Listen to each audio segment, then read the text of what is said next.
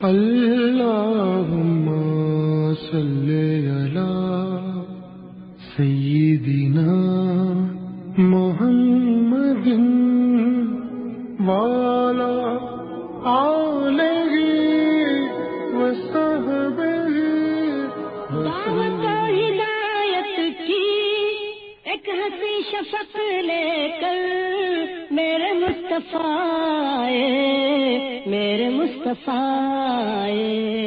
کفر کے اندھیروں میں نور کا طبق لے کر میرے مصطفیٰ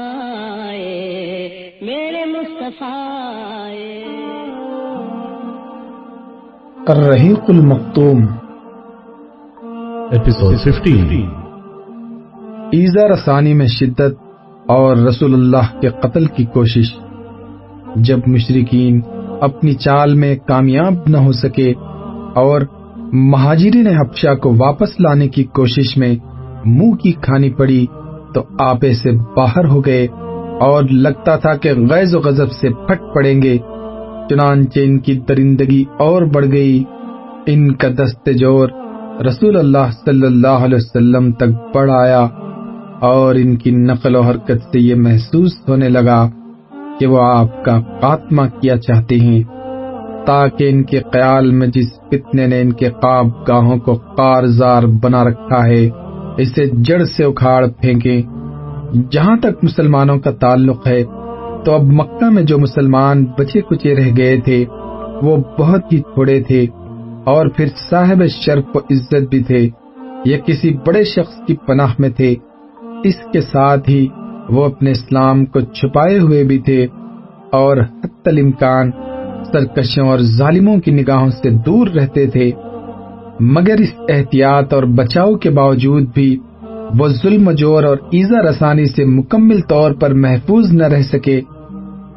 جہاں تک رسول اللہ کا تعلق ہے تو آپ ظالموں کی نگاہوں کے سامنے نماز پڑھتے اور اللہ کی عبادت کرتے تھے، اور خفیہ اور کھلم کھلا دونوں طرح اللہ کی دین کی دعوت دیتے۔ اس سے آپ کو کوئی روکنے والی چیز بھی نہیں روک سکتی تھی اور نہ موڑنے والی چیز موڑ سکتی تھی، کیونکہ یہ اللہ کی رسالت کی تبلیغ کا ایک حصہ تھا، اور اس پر آپ اس وقت سے کاربند تھے جب سے اللہ کا یہ حکم نازل ہوا تھا۔ یعنی آپ کو جو حکم دیا جاتا ہے اسے ببانگ دول بیان کیجیے اور مشرکین سے منہ پھیرے رکھیے۔ چنانچہ اس صورتحال کی بنا پر مشرکین کے لیے ممکن تھا کہ آپ سے جب چاہیں چھیڑ چھاڑ کر بیٹھیں۔ بظاہر کوئی چیز نہ تھی جو ان کے اور ان کے عزائم کے درمیان روک بن سکتی تھی۔ اگر کچھ تھا تو وہ نبی صلی اللہ علیہ وسلم کا اپنا ذاتی شکوہ و وقار تھا، ابو طالب کا ذمہ و احترام تھا، یا اس بات کا اندیشہ تھا کہ اگر انہوں نے کوئی غلط حرکت کی تو انجام اچھا نہ ہوگا اور سارے بنو ہاشم ان کے خلاف ڈٹ جائیں گے۔ مگر ان کے دلوں میں ان ساری باتوں کا مطلوبہ اثر برقرار نہ رہ گیا، اور جب سے انہیں یہ محسوس ہو چلا تھا کہ آپ کی دعوت کے سامنے ان کی دینی چودراہٹ اور بت پرستانہ نظام ٹوٹ پھوٹ کا شکار ہوا چاہتا ہے، تب سے انہوں نے آپ کے ساتھ اوچھی حرکتیں کرنی شروع کر دی، جو واقعات کتب و حدیث و سیرت میں مروی ہیں اور قرائن شہادت دیتے ہیں کہ وہ اسی دور میں پیش آئے۔ ان کے ایک دو نمونے یہ ہیں کہ ایک روز ابو لہب کا بیٹا عتیبہ رسول اللہ صلی اللہ علیہ وسلم کے پاس آیا اور بولا، میں والنجم اذا ہوا اور تم مدنا فتد اللہ کے ساتھ سفر کرتا ہوں۔ اس کے بعد وہ آپ پر ایذا رسانی کے ساتھ مسلط ہو گیا، آپ کا کرتا پھاڑ دیا اور آپ کے چہرے پر تھوک دیا، اگرچہ تھوک آپ پر نہ پڑا۔ اسی موقع پر نبی صلی اللہ علیہ وسلم نے بد دعا کی، اے اللہ اس پر اپنے کتوں میں سے کوئی کتا مسلط کر دے۔ نبی صلی اللہ علیہ وسلم کی بد دعا قبول ہوئی۔ چنانچہ عتیبہ ایک بار قریش کے کچھ لوگوں کے ہمراہ سفر میں گیا۔ جب انہوں نے ملک شام کا مقام زرقہ میں پڑاؤ ڈالا تو رات کے وقت شیر نے ان کا چکر لگایا۔ عتیبہ نے دیکھتے ہی کہا، ہائے میری تباہی، واللہ یہ مجھے کھا جائے گا جیسا کہ محمد نے مجھ پر بد دعا کی ہے۔ دیکھو میں شام میں ہوں، لیکن اس نے مکہ میں رہتے ہوئے مجھے مار ڈالا۔ احتیاطاً لوگوں نے عتیبہ کو اپنے اور جانوروں کے گھیرے کے بیچوں بیچ سلایا، لیکن رات کو شیر سب کو پھلانگتا ہوا سیدھا عتیبہ کے پاس پہنچا اور سر پکڑ کر ذبح کر ڈالا۔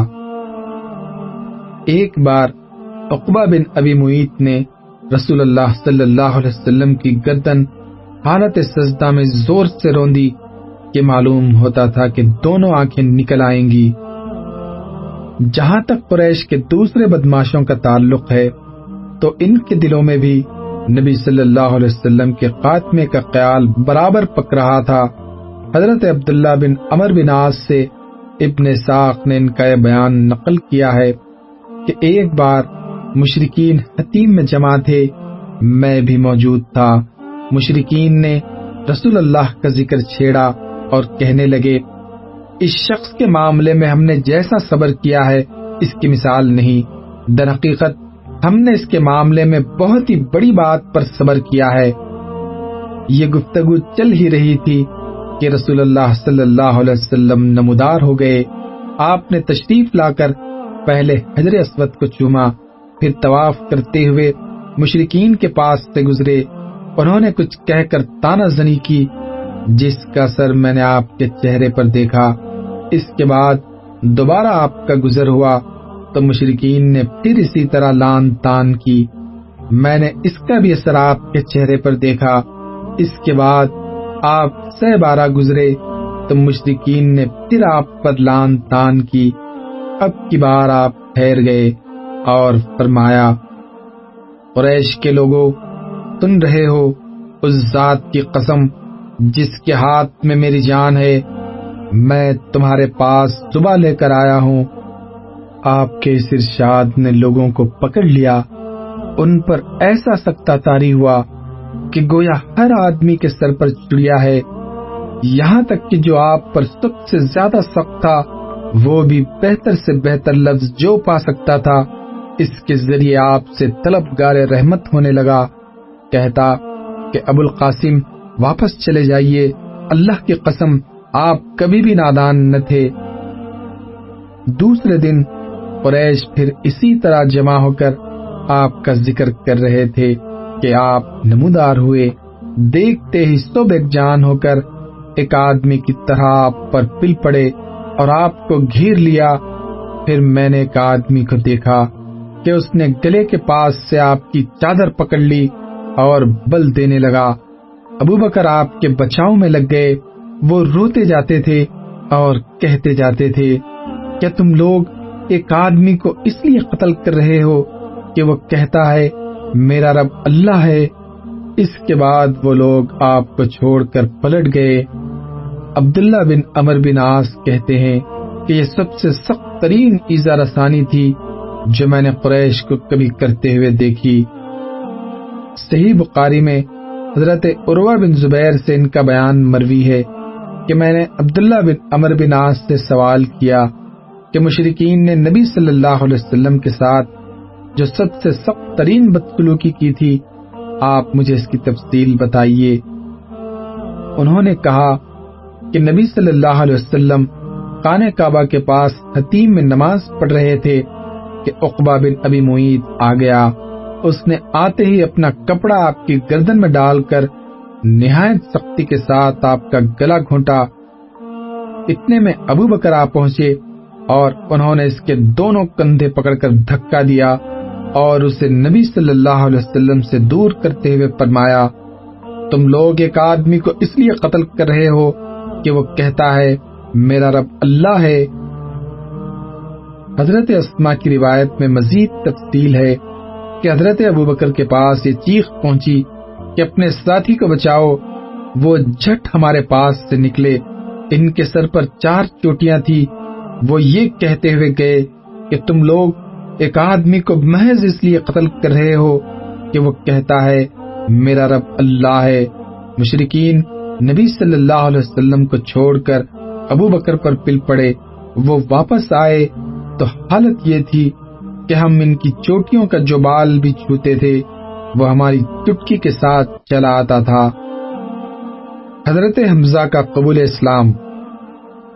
مکہ کی فضا ظلم و جور کے ان سیاہ بادلوں سے گمبھیر تھی کہ اچانک ایک بجلی چمکی اور مقبوروں کا راستہ روشن ہو گیا، یعنی حضرت حمزہ مسلمان ہو گئے۔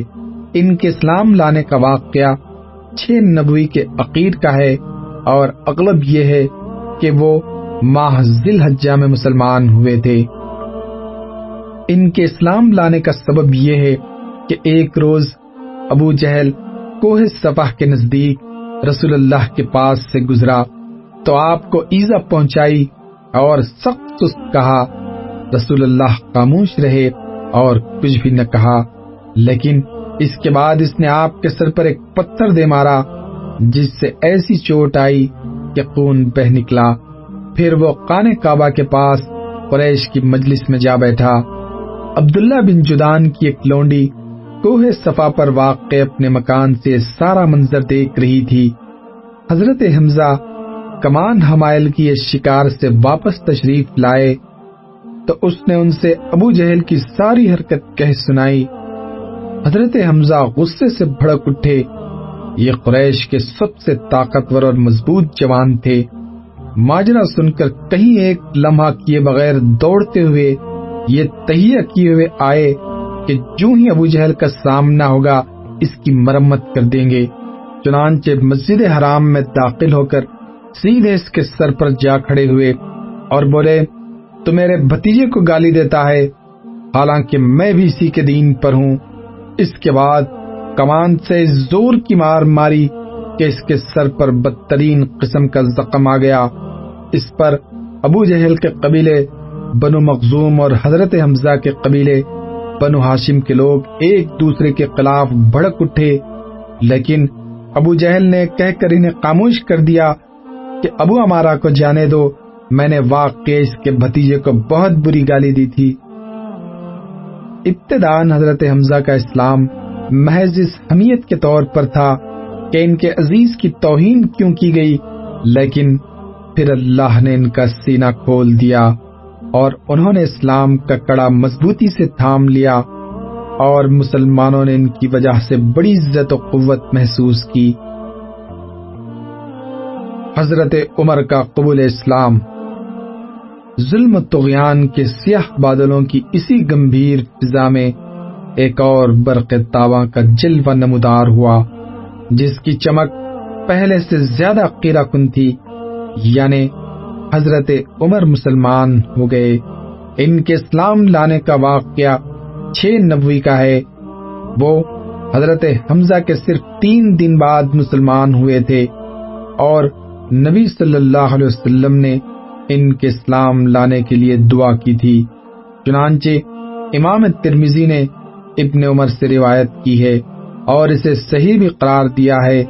اسی طرح طبرانی نے حضرت ابن مسعود اور حضرت انس سے روایت کی ہے کہ نبی صلی اللہ علیہ وسلم نے فرمایا، اے اللہ، عمر بن خطاب اور ابو جہل بن حشام میں سے جو شخص تیرے نزدیک زیادہ محبوب ہے اس کے ذریعے سے اسلام کو قوت پہنچا۔ اللہ نے یہ دعا قبول فرمائی اور حضرت عمر مسلمان ہو گئے۔ اللہ کے نزدیک ان دونوں میں زیادہ محبوب حضرت عمر تھے۔ حضرت عمر کے اسلام لانے سے متعلق جملہ روایات پر مجموعی نظر ڈالنے سے واضح ہوتا ہے کہ ان کے دل میں اسلام رفتہ رفتہ جاگزیں ہوا۔ مناسب معلوم ہوتا ہے کہ ان روایات کا خلاصہ پیش کرنے سے پہلے حضرت عمر کے مزاج اور جذبات و احساسات کی طرف بھی مختصراً اشارہ کر دیا جائے۔ حضرت عمر اپنی تند مزاجی اور سخت خوئی کے لیے مشہور تھے۔ مسلمانوں نے طویل عرصے تک ان کے ہاتھوں طرح طرح کی سختیاں جھیلی۔ ایسا معلوم ہوتا ہے کہ ان میں متضاد قسم کے جذبات باہم دست و گریباں تھے۔ چنانچہ ایک طرف تو وہ آبا و اجداد کی ایجاد کردہ رسموں کا بڑا احترام کرتے تھے اور بلا نوشی اور لہو لعاب کے دل دادا تھے، لیکن دوسری طرف وہ ایمان و عقیدے کی راہ میں مسلمانوں کی پختگی اور مصائب کے سلسلے میں ان کی قوت برداشت کو خوشگوار حیرت و پسندیدگی کی نگاہ سے دیکھتے تھے۔ پھر ان کے اندر کسی بھی عقل مند آدمی کی طرح شکوک و شبہات کا ایک سلسلہ تھا جو رہ رہ کر ابھرا کرتا تھا کہ اسلام جس بات کی دعوت دے رہا ہے غالباً وہی زیادہ برتر اور پاکیزہ ہے۔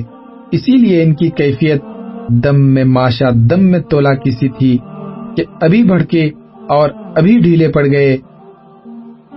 حضرت عمر کے اسلام لانے کے متعلق تمام روایات کا خلاصہ میں جمع و تطبیق یہ ہے کہ ایک رات انہیں گھر سے باہر رات گزارنی پڑی۔ وہ حرم تشریف لائے اور خانہ کعبہ کے پردے میں گھس گئے۔ اس وقت نبی صلی اللہ علیہ وسلم نماز پڑھ رہے تھے اور سورۃ الحاقہ کی تلاوت فرما رہے تھے۔ حضرت عمر قرآن سننے لگے اور اس کی تالیف پر حیرت زدہ رہ گئے۔ ان کا بیان ہے کہ میں نے اپنے جی میں کہا، اللہ کی قسم یہ تو شاعر ہے جیسا کہ قریش کہتے ہیں۔ لیکن اتنے میں آپ نے یہ آیت تلاوت فرمائی، انہ لقول رسول کریم وما هو بقول شاعر قلیلا ما تؤمنون۔ یہ ایک بزرگ رسول کا قول ہے، یہ کسی شاعر کا قول نہیں، تم لوگ کم ہی ایمان لاتے ہو۔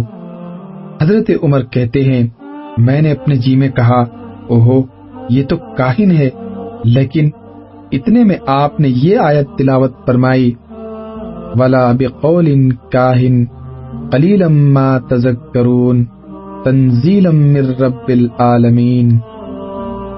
یہ کسی کاہن کا قول بھی نہیں، تم لوگ کم ہی نصیحت قبول کرتے ہو، یہ اللہ رب العالمین کی طرف سے نازل کیا گیا ہے۔ حضرت عمر کا بیان ہے کہ اس وقت میرے دل میں اسلام جاگزیں ہو گیا۔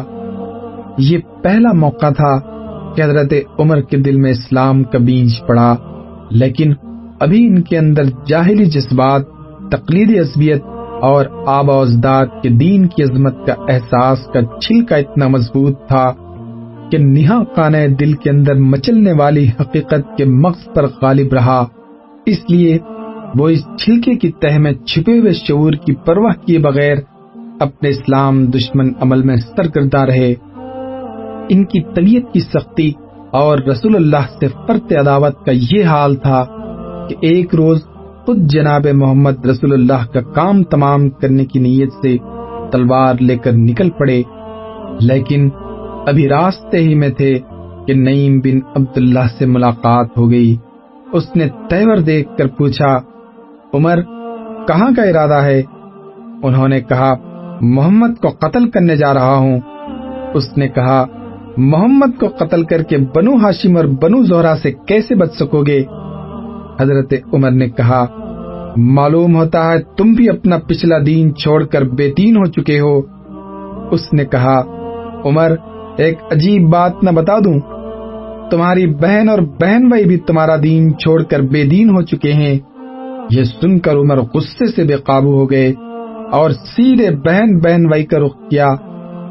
وہاں انہیں حضرت قباب بن ارت سورۃ طٰہٰ پر مشتمل ایک صحیفہ پڑھا رہے تھے اور قرآن پڑھانے کے لیے وہاں آنا جانا حضرت قباب کا معمول تھا۔ جب حضرت قباب نے حضرت عمر کی آہٹ سنی تو گھر کے اندر چھپ گئے۔ ادھر حضرت عمر کی بہن فاطمہ نے صحیفہ چھپا دیا، لیکن حضرت عمر گھر کے قریب پہنچ کر حضرت قباب کی قرات سن چکے تھے۔ چنانچہ پوچھا کہ یہ کیسی دھیمی دھیمی آواز تھی جو تم لوگوں کے پاس میں نے سنی تھی؟ انہوں نے کہا، کچھ بھی نہیں، بس ہم آپس میں باتیں کر رہے تھے۔ حضرت عمر نے کہا، غالباً تم دونوں بے دین ہو چکے ہو۔ بہنوئی نے کہا، اچھا عمر یہ بتاؤ، اگر حق تمہارے دین کے بجائے کسی اور دین میں ہو تو؟ حضرت عمر کا اتنا سننا تھا کہ اپنے بہنوئی پر چڑھ بیٹھے اور انہیں بری طرح کچل دیا۔ ان کی بہن نے لپک کر انہیں اپنے شوہر سے الگ کیا تو بہن کو ایسا چانٹا مارا کہ چہرہ خون آلود ہو گیا۔ ابن ساخ کی روایت ہے کہ ان کے سر میں چوٹ آئی۔ بہن نے جوش غضب میں کہا، عمر، اگر تیرے دین کے بجائے دوسرا ہی دین برحق ہو تو اشہد ان لا الہ الا اللہ واشہد ان محمد الرسول اللہ، میں شہادت دیتی ہوں کہ اللہ کے سوا کوئی لائق عبادت نہیں، اور میں شہادت دیتی ہوں کہ محمد اللہ کے رسول ہیں صلی اللہ علیہ وسلم۔ یہ سن کر حضرت عمر پر مایوسی کے بادل چھا گئے، اور انہیں اپنی بہن کے چہرے پر خون دیکھ کر شرم و ندامت بھی محسوس ہوئی۔ کہنے لگے، اچھا، یہ کتاب جو تمہارے پاس ہے ذرا مجھے بھی پڑھنے کو دو۔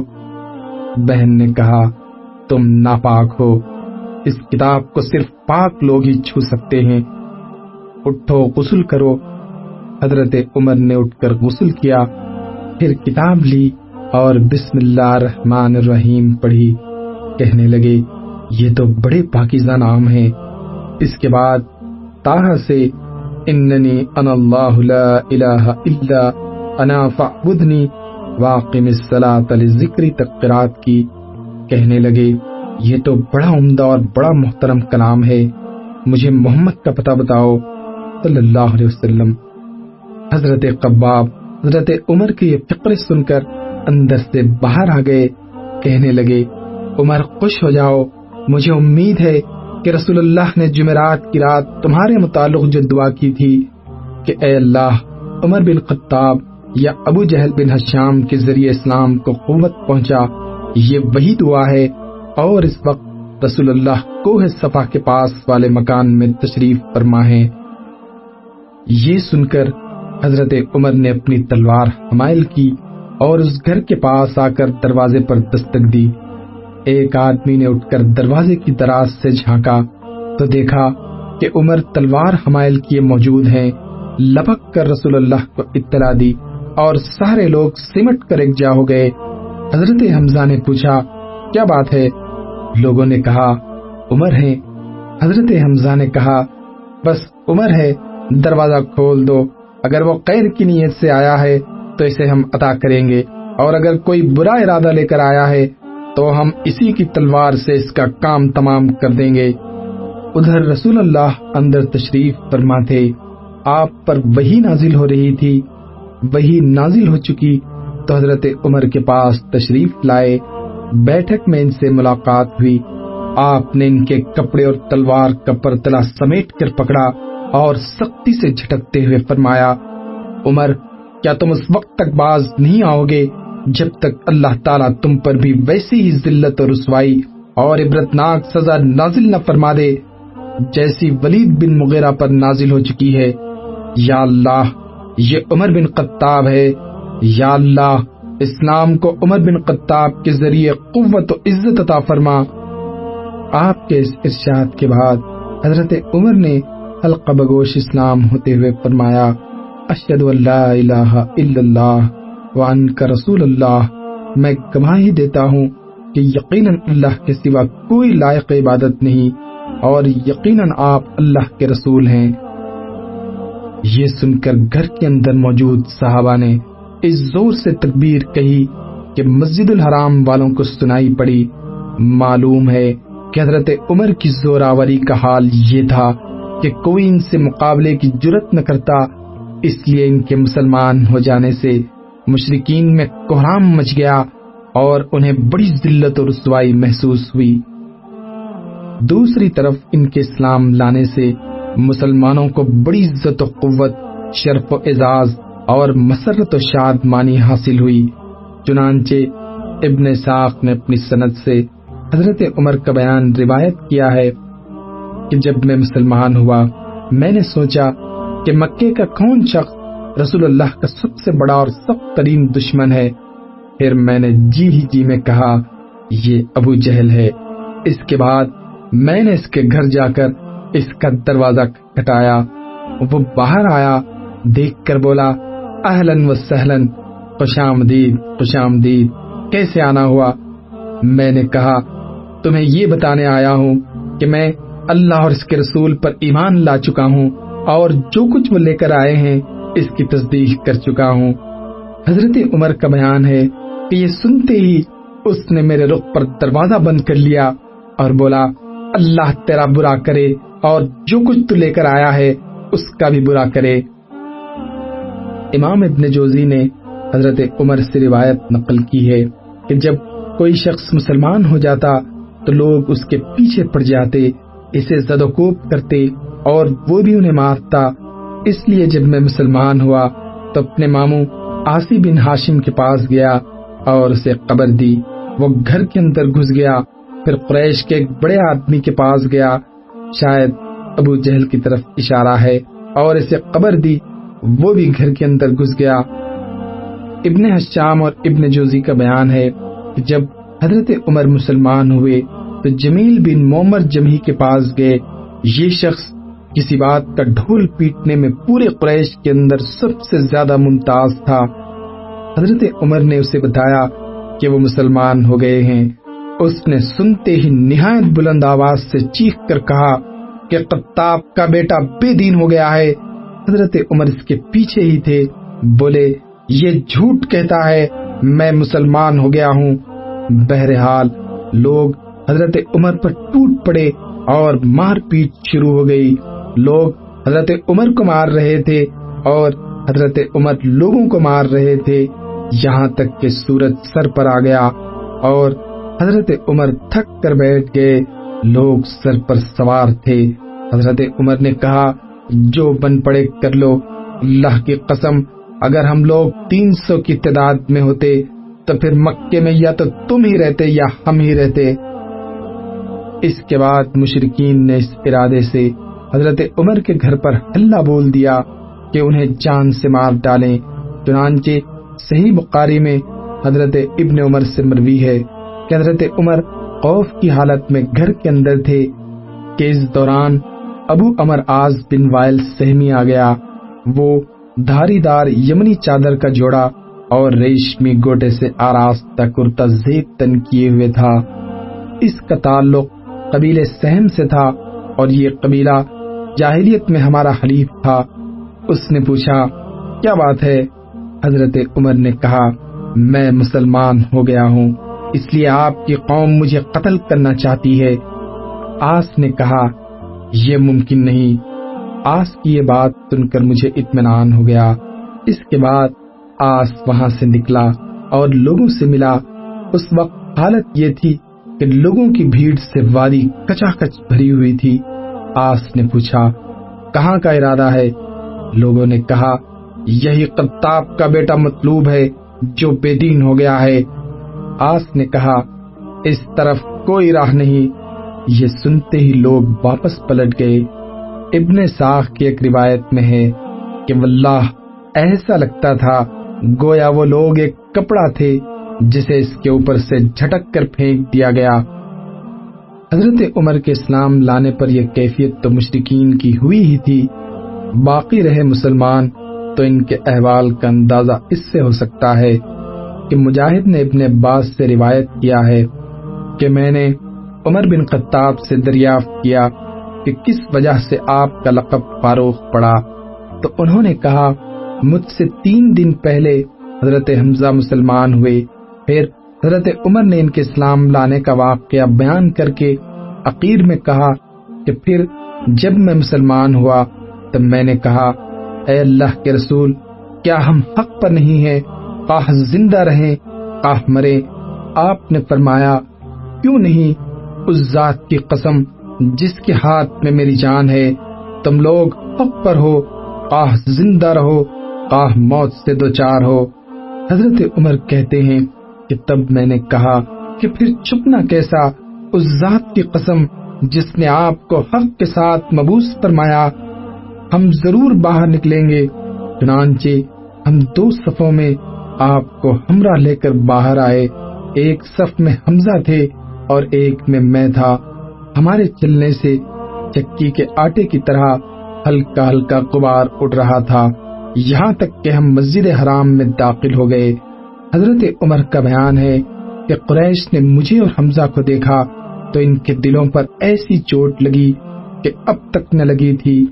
اسی دن رسول اللہ نے میرا لقب فاروق رکھ دیا۔ حضرت ابن مسعود کا ارشاد ہے کہ ہم خانہ کعبہ کے پاس نماز پڑھنے پر قادر نہ تھے، یہاں تک کہ حضرت عمر نے اسلام قبول کیا۔ حضرت صہیب بن سنان رومی کا بیان ہے کہ حضرت عمر مسلمان ہوئے تو اسلام پردے سے باہر آیا، اس کی علانیہ دعوت دی گئی، ہم حلقے لگا کر بیت اللہ کے گرد بیٹھے، بیت اللہ کا طواف کیا، اور جس نے ہم پر سختی کی اس سے انتقام لیا اور اس کے بعد مظالم کا جواب دیا۔ حضرت ابن مسعود کا بیان ہے کہ جب سے حضرت عمر نے اسلام قبول کیا تب سے ہم برابر طاقتور اور باعزت رہے۔ اللہم صلی علی محمد وعلی آلہ وصحبہ وسلم۔